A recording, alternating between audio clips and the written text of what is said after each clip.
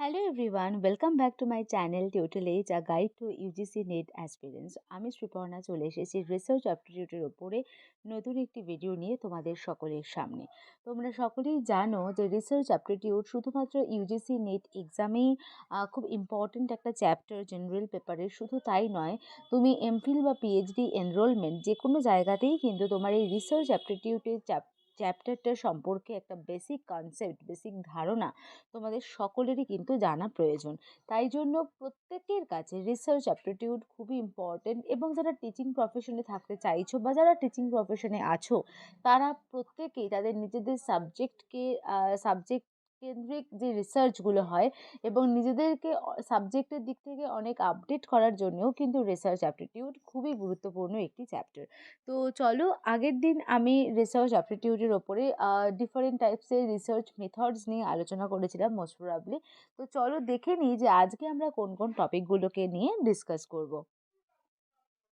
আমি আগেই বললাম যে আমি আমার যে লাস্ট সেশনে আমি ডিফারেন্ট রিসার্চ মেথড নিয়ে ডিসকাস করেছি, এবং সেই ডিসকাশনের অনেকটা টাইম যেহেতু আমাদের ডিসকাশন করতে লেগেছে, তো তাই জন্য ওই আগের সেশনে যতগুলো টপিক আমরা সিলেক্ট করেছিলাম যে আজকে আমরা এই টপিকগুলোকে নিয়ে ডিসকাস করব, তো ততগুলো আমরা কভার করতে পারিনি ডিউ টু সময়। ঠিক আছে, তো সেই জন্য আজকে আমরা স্টেপস অফ রিসার্চ, মেন যেটা মোস্ট ইম্পর্টেন্ট একটা টপিক সেটা, এবং কনসেপ্ট অফ হাইপোথেসিস এবং ডেটা কালেকশন প্রসেস, এগুলোকে নিয়ে আমরা ডিসকাস করব। আর কনসেপ্ট অফ ভ্যারিয়েবলস নিয়েও ডিসকাস করব, এবং তার ডিফারেন্ট টাইপসগুলোকে নিয়ে আজকে ডিসকাস করব। তো চলো সেশনটাকে শুরু করি।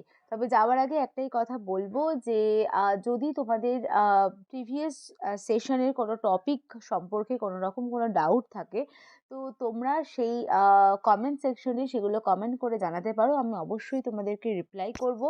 আরেকটা জিনিস, সেটা হচ্ছে প্রিভিয়াস সেশনগুলো তোমরা যদি জানতে চাও যে কোন কোন টপিকের ওপরে সেশন হয়েছে, সেই সমস্ত প্রিভিয়াস সেশনের লিঙ্ক কিন্তু আমার ডেসক্রিপশন বক্সে এবং আমার ফার্স্ট কমেন্টে অ্যাটাচ করা রয়েছে। তো তোমাদের প্রয়োজন হলে তোমরা তোমাদের প্রয়োজন মতো সেগুলোকে একবার চেক করে নিতে পারো। তো চলো আজকে সেশনটাকে আমরা শুরু করি। তো আজকে আমাদের সেশনের one of the most important topic সেটা হচ্ছে স্টেপস অফ রিসার্চ। তো রিসার্চের স্টেপগুলোকে নিয়ে বেসিক্যালি আমরা এখানে ডিসকাস করব। তো প্রথম যে স্টেপটা আমরা দেখতে পাচ্ছি, সিলেক্ট আ টপিক। নামের থেকেই বুঝতে পারছো যে প্রথমেই আমাদের যখন কোনো রিসার্চ করতে হয়, তখন কিন্তু আমাদের কোন টপিকের ওপরে আমরা রিসার্চটা করব সেটা আমাদেরকে আগে সিলেক্ট করতে হবে। এবং এটা অনেক সময় মনে হয় এটা খুব সহজ একটা কাজ, বাট এটা কিন্তু সহজ কাজ নয়, কারণ রিসার্চারদেরকে অনেক সময় অনেক রিসার্চ করে যে কোন টপিকের ওপরে আমার এখনো অবধি সেরকমভাবে কোনো কাজ হয়নি, সেগুলোকে ফাইন্ড আউট করে নিয়ে তারপরে কিন্তু একটা টপিককে তোমাকে সিলেক্ট করতে হবে। তো যখন তুমি একজন অ্যাজ আ রিসার্চার হিসেবে কোনো রিসার্চ করতে চলেছে, এবং তখন তো কোনো টপিক চুজ করার ক্ষেত্রে তোমাকে প্রথমত যে জিনিসগুলোকে মনে রাখতে হবে যে যে টপিকটাকে তুমি নিচ্ছ সেই টপিকটা যেন খুব ছোট না হয় বা খুব বড় না হয়। কারণ যদি খুব ছোট হয়, তুমি ডেটা কালেকশন করতে পারবে না, বা তুমি সেখান দিয়ে অনেক বেশি অ্যানালিসিস করতে পারবে না। আবার যদি অনেক বড় হয়ে যায়, তাহলেও অ্যানালিসিস করতে গিয়ে মানে এত অ্যানালাইসিস হয়ে যাবে, তো সেক্ষেত্রে সেই রিসার্চটা অনেক বড় হয়ে যাবে। এবং এমনও হয় যে পুরো বিষয়টাকে হয়তো অনেক সময় কভারও করা যায় না। তো সেই জন্য রিসার্চ টপিকটাকে যখন তুমি চুজ করবে, তখন প্রথমেই তোমাকে মনে রাখতে হবে রিসার্চ টপিকটা যেন কোনোভাবেই খুব ছোট বা খুব বড় না হয়। এবং রিসার্চার যিনি থাকবেন বা তুমি একজন রিসার্চার, তোমাকে ওই টপিকটার সাথে ফ্যামিলিয়ার হতে হবে, তোমাকে সেই টপিকটা সম্পর্কে তোমার একটা খুব ভালো আইডিয়া থাকতে হবে। উইদাউট কিন্তু তুমি যদি ফ্যামিলিয়ার না হও, বা তোমার যদি ওই টপিকটা সম্পর্কে কোনো রকম কোনো আইডিয়াই না থাকে, তাহলে কিন্তু সেই টপিকটা নিয়ে তুমি রিসার্চ করতে পারবে না, বিকজ তুমি সেই টপিকটার মধ্যে নিজেকে তুমি টপিকটার মধ্যে ঢুকতে পারবে না। পরবর্তীতে আমি বলতে চাই যে টপিকটা সবসময় খুব ফিজিবল হওয়া উচিত, কারণ যে সমস্ত রিসার্চগুলোকে করার জন্য তখন যে গাইড বা এক্সপার্টসরা ইনফিল্ড থাকে, তুমি তাদের কাছ থেকে জানতেও মানে তোমাকে জানতে হবে যে এই টপিকটা নিয়ে কাজ করার কী কী ফিজিবিলিটি রয়েছে, মানে এটা কি ফিজিবল না নন ফিজিবল, সেটাও কিন্তু খুব ইম্পর্টেন্ট একটা বিষয়। এবং আমরা বেসিক্যালি দেখো, যখন রিসার্চের ডেফিনিশন আমরা পড়েছি তখনই আমরা জানি যে রিসার্চ বলতেই বোঝাচ্ছে যে নতুন একটা জিনিসকে আবিষ্কার।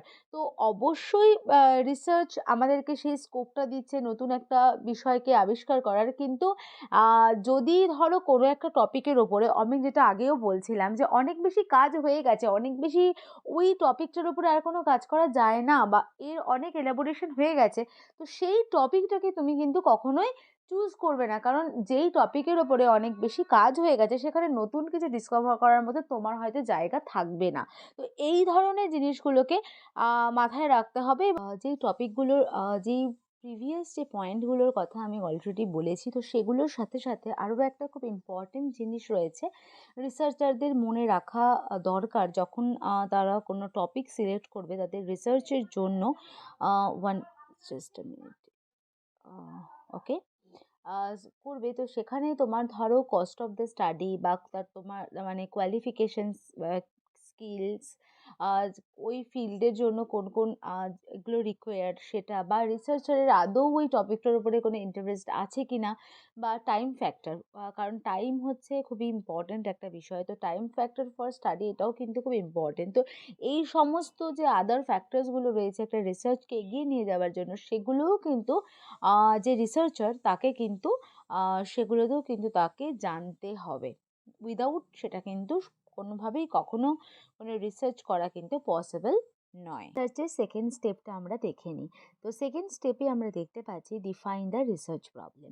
So define the research problem হচ্ছে যে আমাদের যখন টপিক সিলেকশন হয়ে যায় তারপরে আমাদের কাছে একটা লিস্ট থাকে যে কোন কোন অবজেক্টিভসের ওপরে আমরা কাজ করব। এবার এই রিসার্চ প্রবলেমের মধ্যে যেই বিষয়গুলোকে ইন্ট্রোডিউস করানো হয়, ধরো রিসার্চের টপিকটা কী হবে, ঠিক আছে? এবং এই রিসার্চটা কোন বিষয়গুলোকে এক্সপ্লেন করবে, কোন বিষয়ের কোন সিচুয়েশনটাকে এক্সপ্লেন করবে, আ বা কিভাবে আমি এই টপিকটার যে প্রবলেমটা, টপিক মানে তো একটা প্রবলেম, তো সেটাকে আমি কিভাবে সলিউশনে পৌঁছাবো, তার পুরো বিষয়টা কিন্তু এই রিসার্চ প্রবলেমের মধ্যে থাকে। এবং আমি কিভাবে পুরো কাজটা করব সেই ডেফিনেশন, সেটাকে ডিফাইন করা হচ্ছে আমাদের সেকেন্ড স্টেপ। থার্ড স্টেপ হচ্ছে review the literature. So review the literature হচ্ছে যে, খুব সহজ করে বললে যেটা বোঝায় যে রিভিউ অফ লিটারেচার বলতে যেটা, সেটা হচ্ছে যে তুমি যে টপিকটা সিলেক্ট করেছো সেই টপিকের ওপরে প্রিভিয়াসলি কী কী কাজ হয়েছে, সেই কাজগুলো তো কোন কোন কোন বুকসে বা কোন জার্নালসে, কোন আর্টিকেলসে, কোন ডকুমেন্টারিজে এইটার রিলেটেড কাজ হয়েছে, সেগুলো তোমাকে জানতে হবে। এবং সেগুলো তোমাকে জেনে, সেগুলো কিন্তু রিসার্চের একটা পার্টও থাকে একদম শেষের দিকে কনক্লুশনে, সেখানে সেগুলোকে মেনশনও করা হয়। বা তুমি যেই যেই টপিক, ধরো কোনো একটা কোড বা কোনো একটা কিছু তুমি ওই রিসার্চের থেকে নিয়েছো, তো সেটাও তোমাকে মেনশন করতে হয়। তো কম্প্রিহেন্সিভ লিটারেচার রিভিউতে হচ্ছে যে অলরেডি যে কাজগুলো হয়ে গেছে, সেখানে যে ধরনের ফিল্ড স্টাডি করা হয়েছে, মেথোডোলজি ইউজ হয়েছে, কী কী রেজাল্ট পাওয়া গেছে, তার কী শর্টকামিংস আছে, সমস্ত সমস্ত বিষয়টা খুব প্রিসাইজলি মানে সামারাইজ করতে হয় এবং ওয়েল ন্যারেটেড করতে হয় যে এটা নিয়ে এর আগে যে যে কাজগুলো হয়েছে সেখান থেকে তাদের মেথোডোলজি কি ইউজ করেছে, তারা কি পেয়েছে, বা আরও কী কী ডিসঅ্যাডভান্টেজ হয়েছে, সেই ডিসঅ্যাডভান্টেজগুলো এগুলো এগুলো পাওয়া গেছে, এবং সেটাকে সলভ করার জন্য আর কিছু করা হয়েছে কি না, এই পুরো বিষয়টা কিন্তু এই রিভিউ অফ লিটারেচারের মধ্যে ইনক্লুডেড থাকে। পরের, তো স্টেপ নাম্বার 4 এর রয়েছে ডেভেলপ দ্য অবজেক্টিভ। সো ফার্স্টে আমরা অনেকগুলো অবজেক্টিভকে লিস্ট আউট করতে বলেছিলাম, এবং সেই অবজেক্টিভসের সাথে এই স্টেপ নাম্বার 4 এর অবজেক্টিভসগুলো কিন্তু একটু আলাদা। কারণ এগুলো সেগুলো বড় বড় অবজেক্টিভস ছিল, বাট এইখানে যে অবজেক্টিভসগুলো হচ্ছে যে তুমি যখন রিভিউ অফ লিটারেচারের কাজটাকে শেষ করছো, তখন রিসার্চাররা will have better understanding of what he would like to contribute to the topic. তো comparative literature sorry review literature review যখন একজন রিসার্চারের হয়ে যায়, তখন সেই টপিকটা সম্পর্কে তার ধারণাটা অনেক বেশি ক্লিয়ার হয়ে যায়। তো তখন সে খুব স্পেসিফিক তার অবজেক্টিভসগুলোকে কিন্তু নির্ধারণ করতে পারে, এবং সেই স্পেসিফিক এবং কমপ্লিট অবজেক্টিভসগুলোকেই এই স্টেপ নাম্বার 4 এ ডেভেলপ করা হয় এবং তার মধ্যে কিছু প্রাইমারি অবজেক্টিভস যেরকম থাকে তার সাথে সাথে সেকেন্ডারি অবজেক্টিভসও থাকে। আমরা চলে যাচ্ছি নেক্সট স্টেপে, সেটা হচ্ছে যে identify variables and formulate hypothesis. তো যখন আমাদের কোনো রিসার্চ করতে হয় সেখানে ভ্যারিয়েবলস খুব প্রয়োজন, এবং কারণ কোন কোন ভ্যারিয়েবলসের ওপরে কাজ হচ্ছে সেটা যদি আমি আইডেন্টিফাই না করতে পারি, আমি হাইপোথেসিস ফর্মুলেট করতে পারবো না। আর হাইপোথেসিস যদি ফর্মুলেট না করতে যদি না করি তাহলে আমি ডেটা কালেকশনই বা কিসের ইয়েতে করব।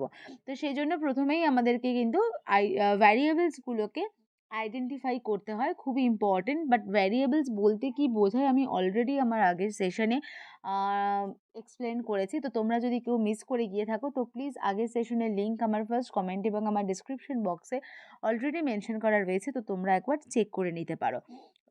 আজকে আমি যখন ভ্যারিয়েবলসের কনসেপ্টের টাইপসগুলো পড়াবো তখন আমি সেখানে অবশ্যই ভ্যারিয়েবলসের একটু ধারণা তোমাদেরকে দিয়ে দেব। নেক্সট আসছি যে কথাটা, সেটা হচ্ছে ফর্মুলেট হাইপোথেসিস। সো হাইপোথেসিস বলতে কি বোঝায় বা কি বৃত্তান্ত, সেটা আমি এই স্টেপস অফ রিসার্চটা ডিসকাস করার পরে আমি এই টপিকটাতেই যাব। তো সেই জন্য এখানে এই টপিকটাকে নিয়ে আমি আর ডিসকাস করছি না। চলো নেক্সট স্টেপটা দেখে নিই কী রয়েছে। নেক্সট স্টেপে আমরা দেখতে পাচ্ছি রয়েছে preparing the research design. So research design বলতে আমরা কিভাবে এই রিসার্চটাকে করব, কোন কোন ক্ষেত্র থেকে আমরা ডেটা কালেক্ট করব, আমাদের টাইম ফ্যাক্টর কী রয়েছে বা কিভাবে আমরা অ্যানালিসিস করব, এই সমস্ত বিষয়গুলোই কিন্তু রিসার্চ ডিজাইনের মধ্যে ইনক্লুডেড। তো আমাদের খুব ইম্পর্টেন্ট একটা স্টেপ হচ্ছে preparing the research design. Next স্টেপে আমরা দেখতে পাচ্ছি ক্যারি আউট স্যাম্পলিং। তো carry out sampling basically sampling একটা প্রসেস, যেই প্রসেসে পপুলেশন থেকে আমি স্যাম্পেলটাকে কালেক্ট করছি। তো স্যাম্পেল হচ্ছে ট্রু রিপ্রেজেন্টেটিভ অফ পপুলেশন, ঠিক আছে? তো আমি খুব সহজ এক্সাম্পল বলছি, ধরো একটা স্টেটের যতগুলো কলেজ রয়েছে সেখান থেকে যদি আমাকে কোনো একটা ইন্ডিকেটরকে ঠিক করে আমাকে যদি ডেটা কালেক্ট করতে হয়, সেক্ষেত্রে আমার সমস্ত কলেজের সমস্ত স্টুডেন্টদের থেকে ডেটা কালেক্ট করা পসিবল নয়। তো তার জন্য আমরা কি করছি, তার জন্য আমরা হয়তো একটা কলেজকে সিলেক্ট করছি বা দুটো বা চারটে কলেজের কিছু স্টুডেন্টকে আমরা সিলেক্ট করে তাদের সেখান থেকে স্যাম্পল সাইজ কালেক্ট করে আমরা রিসার্চটাকে কমপ্লিট করছি। তো সেই পুরো প্রসেসটাই হচ্ছে স্যাম্পলিং একটা প্রসেস, এবং এটাকে নিয়ে ইন ডিটেল ডিসকাশন আমি কিছুক্ষণ বাদে করব বা নেক্সট সেশনে করব। তো ততক্ষণের জন্য এই অবধি শুধু জেনে রাখো যে রিসার্চের স্যাম্পলিং বা এটা খুবই ইম্পর্ট্যান্ট ডেটা কালেকশনের জন্য। এবং নেক্সট স্টেপে আমরা দেখতে পাচ্ছি যে ডেটা কালেক্ট করতে হবে। তুমি যখন স্যাম্পল সাইজটাকে ঠিক করে নিলে, যে স্যাম্পলিং প্রসেসটাকে তুমি ঠিক করে নিলে, তারপরে তুমি ঠিক করলে যে তুমি ডেটা কালেক্ট করবে, তারপরে তুমি তো ডেটা কালেকশনের জন্য তোমার ডিফারেন্ট ডিফারেন্ট প্রসেস রয়েছে। তো সেটাও আমরা আসছি কিছুক্ষণ বাদে, কারণ প্রত্যেকটা টপিকে একটু এলাবোরেশন রয়েছে, তো এটার সাথে আমি ইনক্লুড করছি না। এখানে আমি জাস্ট ইনফর্ম করছি যে রিসার্চের ইম্পর্টেন্ট স্টেপগুলো কী কী, ঠিক আছে? এবার নেক্সট স্টেপে আমরা দেখতে পাচ্ছি ডেটা অ্যানালিসিস এবং হাইপোথেসিস টেস্টিং। তো আমরা যে ডেটাগুলোকে কালেক্ট করেছি সেটাকে আমরা অ্যানালাইসিস করব এবং হাইপোথেসিসটা টেস্টিং করব। যেই হাইপোথেসিসটা আমরা অলরেডি ফর্মুলেট করেছিলাম যে সেটা ঠিক না ভুল, ঠিক আছে? স্টেপ নাম্বার 10-এ আমরা দেখতে পাচ্ছি জেনারেলাইজেশন অ্যান্ড ইন্টারপ্রিটেশন। তো এটা রিসার্চের একটা খুবই ইম্পর্টেন্ট একটা স্টেপ, কারণ আমরা দেখো স্যাম্পল সাইজ নিয়ে কাজ করে থাকি। তো হোল পপুলেশনের কথা আমাকে জেনারেলাইজই করে বলতে হবে না। আর একটা রিসার্চের কি ইন্টারপ্রিটেশন হতে পারে বা আমরা যে রেজাল্টগুলো পেয়েছি তার কি ইন্টারপ্রিটেশন, সেটাও কিন্তু খুবই ইম্পর্টেন্ট। তো তার জন্য এই স্টেপ 10 জেনারেলাইজেশন অ্যান্ড ইন্টারপ্রিটেশনও ইকুয়ালি ইম্পর্টেন্ট সমস্ত স্টেপের মতো। আর স্টেপ নাম্বার 11-এ আমরা দেখতে পাচ্ছি রাইটিং আ রিসার্চ রিপোর্ট। তুমি যে স্টাডিতে তুমি যে রেজাল্টগুলো পেয়েছো তার উপরে তোমাকে একটা রিপোর্ট লিখতে হচ্ছে, কারণ সেই রিপোর্টটার মধ্যেই কিন্তু সব কিছু থাকছে, যে তুমি কোন কী কী মেথড তুমি ইউজ করেছো এবং পুরোটা একটা সামারাইজ, একটা সামারি বলতে পারো। তো সেইটাই হচ্ছে রিসার্চ রিপোর্টে কিন্তু বেসিক্যালি লেখা হয়ে থাকে। তো মোটামুটি একটা ধারণা তোমাদেরকে দেওয়া হলো যে স্টেপস অফ রিসার্চের মধ্যে কী কী স্টেপ থাকে এবং একটা রিসার্চ করতে গেলে একজন রিসার্চারকে কোন কোন স্টেপের মধ্য দিয়ে নিজেকে সেই জায়গাতে পৌঁছে নিয়ে যেতে হয়, ঠিক আছে? তো চলো আমরা নেক্সট কনসেপ্টে যাই এবং নেক্সট কনসেপ্টে আমি তোমাদেরকে আগেই বলেছিলাম যে ভ্যারিয়েবলের যে ডিফারেন্ট টাইপস রয়েছে সেগুলোকে নিয়ে আমি আজকে একটু ডিসকাস করব। তো তার আগে একটু জেনে নিই ভ্যারিয়েবল বলতে কি বোঝায়, বাট এটাই ভ্যারিয়েবল অ্যাট্রিবিউটের ইন ডিটেল যে ডিসকাশন সেটা আমি অলরেডি আমার প্রিভিয়াস সেশনে কিন্তু করেই দিয়েছিলাম। তো ভ্যারিয়েবল বলতে যেটা বোঝায় সেটা হচ্ছে যে যেগুলোকে আমরা মেজার করতে পারবো, যেটাকে আমরা কাউন্ট করতে পারবো 1 2 3 4 করে। ঠিক আছে? তো এই যে সমস্ত জিনিসগুলোকে আমরা মেজার করতে পারি 1 2 3 এটসেট্রা আরকি। তো সেইগুলোকেই আমরা সেই সমস্ত এন্টিটিগুলোকে আমরা কিন্তু ভ্যারিয়েবল বলে থাকি এবং সেই ভ্যারিয়েবলের বিভিন্ন ধরনের টাইপস রয়েছে। তো আমরা এখানে দেখতে পাচ্ছি যে রয়েছে continuous variable, discrete variable, dependent, extraneous and independent variable এবং প্রত্যেকটা ভ্যারিয়েবল বলতে কি বোঝায় তার সম্পর্কে একটা ইন ডিটেল ডিসকাশন আমি করতে চলেছি। তো চলো নেক্সট স্লাইডে যাওয়া যাক।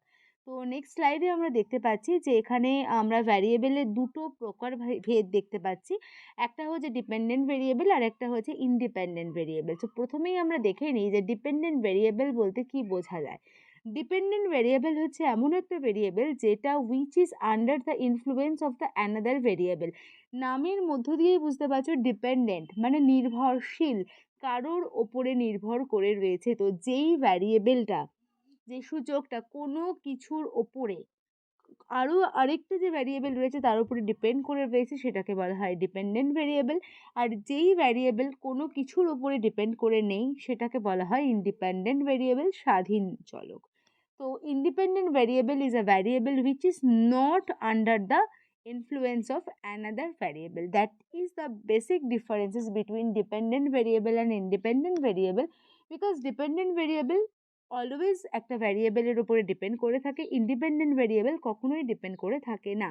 এবার আমরা একটা সহজ এক্সাম্পল, এবং এই এক্সাম্পলটা আমরা বহু পরিচিত। আচ্ছা এটা দেবো না, আরেকটা দিচ্ছি, দাঁড়াও এক second. y equals to function of x, এবং এটা তোমরা যে মানে একটা ম্যাথামেটিক্সের এটা ভীষণ প্রিলিমিনারি একটা কনসেপ্ট, তো এটা নিশ্চয়ই সবার জানা আছে যে y equals to function of x, তার মানে y এর যে ভ্যালুটা সেটা x এর ভ্যালুগুলোর ওপরে ডিপেন্ড করে কিন্তু থাকে। তাহলে বলতে পারবে যে কে এখানে ডিপেন্ডেন্ট ভেরিয়েবল আর কে এখানে ইন্ডিপেন্ডেন্ট ভেরিয়েবল। অবভিয়াসলি এক্সটা কিন্তু ইন্ডিপেন্ডেন্ট ভেরিয়েবল, এক্স এর মান যেরকমভাবে চেঞ্জ হয় ওয়াই এর মান সেরকমভাবে কিন্তু চেঞ্জ হতে থাকবে। তো ওয়াই বেসিক্যালি ডিপেন্ড করে রয়েছে এক্স এর মানের ওপরে।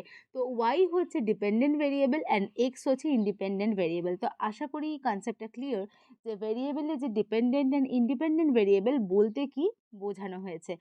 নেক্সট টাইপসে যাচ্ছি, সেখানে আমরা দেখতে পাচ্ছি তিন ধরনের টাইপস রয়েছে। একটা কন্টিনিউয়াস ভ্যারিয়েবল রয়েছে, একটা ডিসক্রিট ভ্যারিয়েবল রয়েছে, একটা এক্সট্রানিয়াস ভ্যারিয়েবল রয়েছে, এবং এই প্রত্যেকটা ভ্যারিয়েবল সম্পর্কে যে কনসেপ্টটা সেই কনসেপ্টগুলো কিন্তু ক্লিয়ার থাকা খুবই ম্যান্ডেটারি। কারণ কি ইউজিসি নেটের অনেক এমসিকিউতে কিন্তু তোমার এই ধরনের কনসেপ্টগুলোকে কাজে লাগিয়ে ডিফারেন্ট এমসিকিউস কিন্তু আসে। হ্যাঁ, হয়তো ডিরেক্টলি কন্টিনিউয়াস ভ্যারিয়েবল ডেফিনেশন বা ডিসক্রিট ভ্যারিয়েবলের ডেফিনেশন এটা তো কোনো এক্সামিনেশনেই আসতে পারে না। তবে এই কনসেপ্টগুলোকে কাজে লাগিয়ে বিভিন্ন ধরনের এমসিকিউ কিন্তু দেওয়া হয়। তো এই কনসেপ্টগুলো যদি ক্লিয়ার না থাকে তাহলে সেই এমসিকিউসগুলোতে কারেক্ট অ্যান্সার করাটাও কিন্তু একটু চাপ হয়ে যায়। তো সেই জন্য ইকুয়ালি কিন্তু এগুলো খুবই ইম্পর্ট্যান্ট। তো কন্টিনিউয়াস ভ্যারিয়েবল বলতে কি বোঝায়? Continuous variable is a variable which can be expressed continuously. Continuously মানে হচ্ছে ইন ডেসিমেলে, যেরকম 51.23, 54.65 এইগুলোকে বলা হচ্ছে কন্টিনিউয়াস ভ্যারিয়েবল। যেরকম ধরো ওয়েটটা হচ্ছে কন্টিনিউয়াস ভেরিয়েবল, কারণ আমরা বলতে পারি যে আহ, যে 52 ওয়েট, হাইট এগুলো সবই কন্টিনিউয়াস ভেরিয়েবল, কারণ আমরা বলতে পারি যে 52.9 আমাদের ওজন, মানে 52 কিলো 900 গ্রাম যেটাকে বলে। তো এখানে ডিসক্রিট ভেরিয়েবল বলতে যেটা বোঝায় সেটা হচ্ছে যে এটা basically it can only be expressed as a whole number like 1 2 3 and so on. So for example হিসেবে আমরা বলতে পারি ডিসক্রিট ভ্যারিয়েবলে যে number of students. So number of students সবসময় 50 60 120 যা খুশি হতে পারে, কিন্তু সেটা কখনোই 150.25 এরকমটা হতে পারে না, মানে ডেসিমাল নাম্বার হতে পারে না।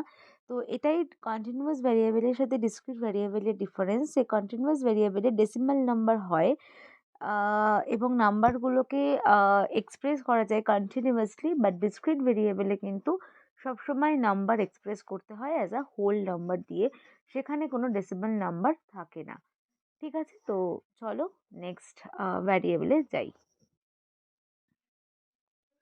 সো এক্সট্রানিয়াস ভ্যারিয়েবল হচ্ছে এমন একটা ভ্যারিয়েবল যেটা ডিপেন্ডেন্ট ভ্যারিয়েবলের মধ্যেই থাকে, কিন্তু আমরা ওটাকে দেখতে পাই না। যেরকম আমি যে এক্সাম্পলটা, ধরো একটা এক্সাম্পল দিয়ে যদি বোঝাতে যাই, ধরো একটা স্টুডেন্টের সে কত ঘন্টা পড়ছে তার সাথে তার রেজাল্টের একটা রিলেশনশিপ রয়েছে, এবং যত ঘন্টা সে পড়ছে সেটা হচ্ছে তার ইন্ডিপেন্ডেন্ট ভেরিয়েবল, এবার তার উপরে ডিপেন্ড করছে তার রেজাল্টটা, তো সেটা অবভিয়াসলি তো ডিপেন্ডেন্ট ভেরিয়েবল হবে।